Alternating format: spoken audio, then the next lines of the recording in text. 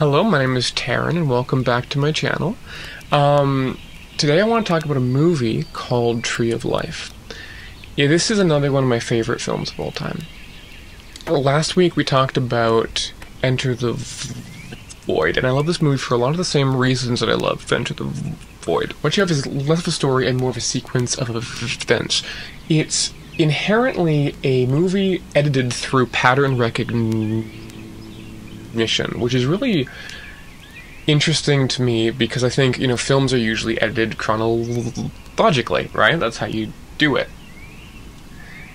Even non-chronological films are usually like 4 segments that are like chronological segments, but this whole film is a movie built around the pattern recognition of the human mind.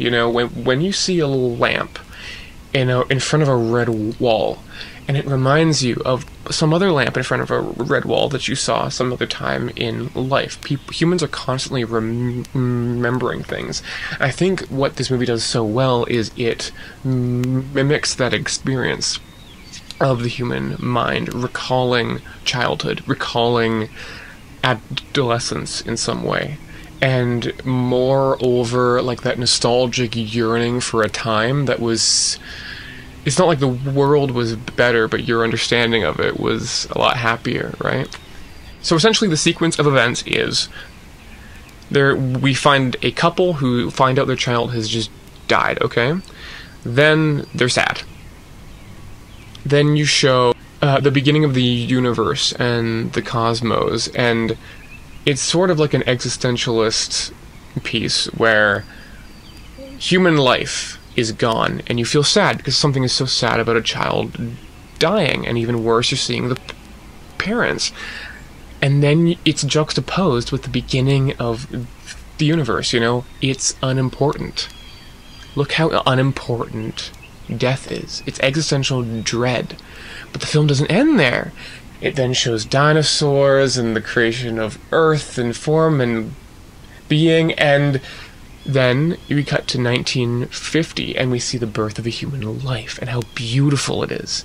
And then you see the human life as a child and learning and growing, and it's a celebration of growing and life and beauty and all the things that make life fantastic. And that's kind of why this is such a beautiful existentialist film, is because you have death. Look how small we are in the grand scheme of things, but look how important that is. It's incredible. I've never seen a movie successfully tackle existentialism this well, I think.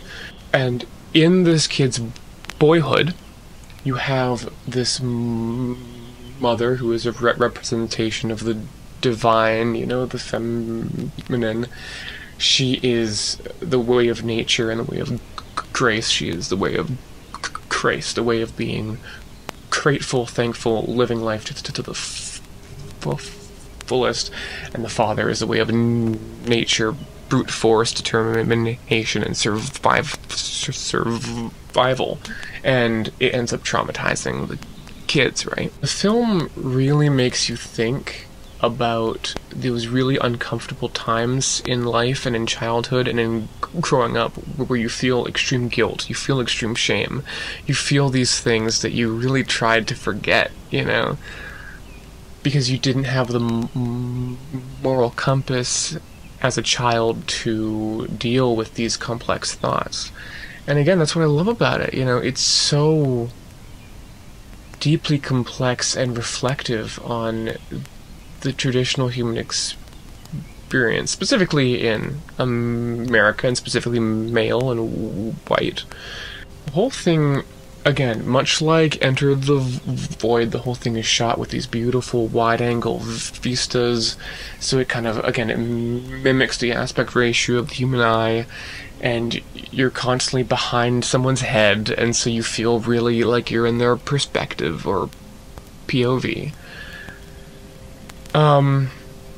But the genius film making of it truly does come in from just the camera is always eye level with the children, no matter what. It's so again, it really makes you recall your own life. Going back to the Enter the Void thing I was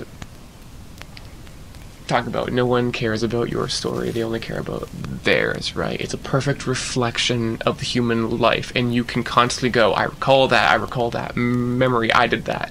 I remember there's a scene where they smash a window because they're kids being little shits, and it made me unlock a memory of like, oh yeah, when I shattered this globe. It's not the same thing, but the sound design is impeccable in this film, and it's so stark, and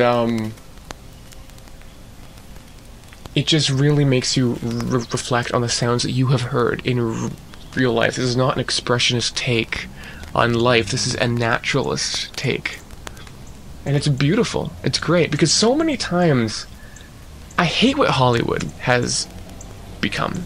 What I think it's become is this place where they are terrified of experimentalism, they're terrified of expressionism. You know, if you look at like the 90s films, every movie is expressionistic. You got vibrant colors, you've got crazy Dutch angles, everything is to heighten the emotion, which is great, I love that. But now it's like, no, we have to be real, but nothing's authentic. Nothing. And that's what I love about Tree of Life, or, I mean, God, the films of Luca Guadagnino, they're authentic.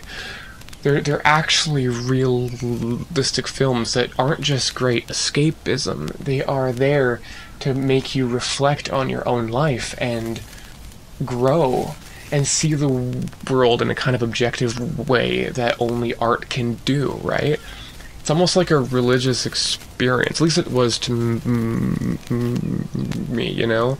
If you read any of the discourse online, there are plenty of people who fucking hate this movie, calling it pretentious. Now, the word pretentious is quite an interesting one, because I think the only thing that actually makes something pretentious is the illusion of art house, or the illusion of intelligence without putting in any of the work to get there.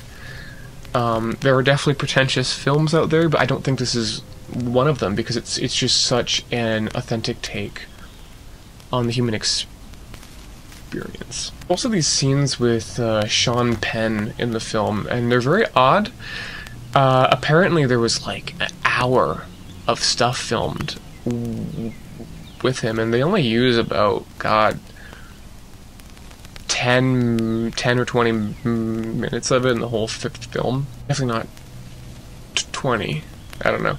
Anyway, his character isn't really a character, as he is like a symbol of, you know, his character works because by showing him, it makes the 1950s family into a flashback, which really helps the pattern recognition theme come out. But it also works to show, again, the importance of human life.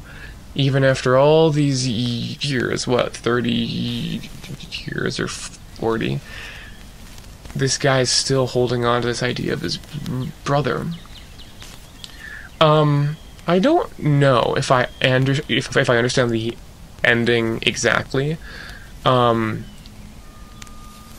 Every time they show a sunflower, they talk about divinity, and it ends on a sunflower. So I presume that means, you know, he chose the divine path, the way of his mom instead of his dad. But it also ends within a shot of a bridge. And considering there's a lot of like drowning in the film, I did not pick up on this, but my very good friend and filmmaking partner Bowen was like, "Oh, he jumped off the bridge, like the brother died by jumping off the bridge." And I was like, "Oh my god, I didn't even think of that. Like that's probably true. Who knows?" Again, but it's all that. It's kind of like it's all about that Gestalt, right? I feel like why Gestalt theory is so important in film is because you truly feel more when you put in more of the effort. If somebody says, "I'm sad," you don't feel anything. You understand they're sad, but if you say, I got a case of the blues, I mean, it's a very simple analogy. There's much more complex takes on it, but the point is, you know, your brain starts to go, blue. Blue means sad. Sad's bad. He's sad. Oh, I remember being sad. Your brain puts in the effort. That's what's fun about it.